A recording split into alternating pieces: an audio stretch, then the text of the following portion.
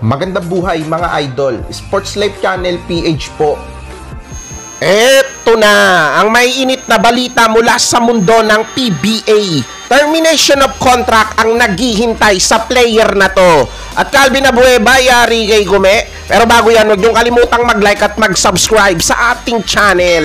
Nito lang, may isang PBA player na naman ang nahuling naglalaro sa ligang labas. Siya nga ang rockstar point guard ng Converge Fiberxers na si Mac Talio. Ayon sa mga taga-PBA, walang pahintulot ng kupunan ng Converge ang paglalaro ni Mac Talio sa Cebu. Sa mga nagdaang panahon, naging mas mainit na sa mata ng mga taga-PBA ang mga players nila na lumalahok sa ligang labas.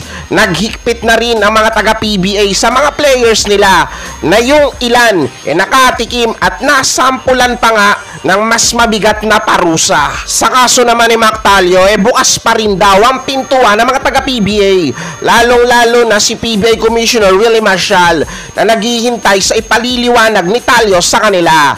Dahil nga sa naghihigpit na ang liga sa mga players nila na nahuli naglalaro sa ligang labas, baka ang pinakamabigat na matanggap ni Mac Talio na kaparusahan, mabawi pa ang kontrata niya sa Converge.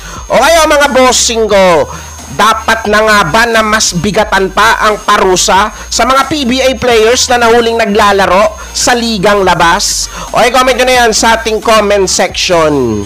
Eto pa mga bossing ko, kasabay ng napakainit na bakbakan noong game 2 ng finals sa pagitan ng Magnolia at ng San Miguel Beermen, usap-usapan ngayon ang nangyaring mainit na komosyon sa pagitan ng mag-asawang Abueva kontra sa mag-asawang Tautua. Noon nga pong natapos ang laban, may gulo nga pong nangyari na agad naman niyang nakarating sa tanggapan ni PBA Commissioner Willie Marshall na ayon kay Gume, nangangalap pa sila ng mga dagdag na mga testigo o ng mga tao na makakapagsabi sa tunay na nangyari kung bakit gano'n na lang ang nangyaring komosyon noong Game 2. Marami din na mga pumupuna na tila ba daw nagbabalik yung dating ugali ni Calvin Abueva. Hindi rin nakaligtas sa marami at binabatikos ng ilan yung ginawang pang-aasar ni Davis sa kapansanan ni San Miguel Beermen head coach George Gallant na ayon sa iba parang hindi na maganda ang mga ginagawa na yon ni Abueva dahil sa mga tagpo noong Game 2. Mainit na naman tuloy kay Davis ang karamihan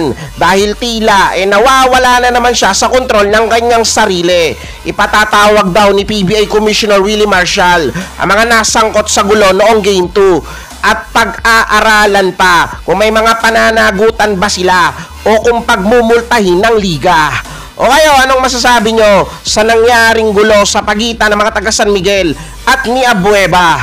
O comment nyo na yan sa ating comment section. Nga pala, may FB page tayo, Sports Life Channel PH ang pangalan. Pa-like and follow naman.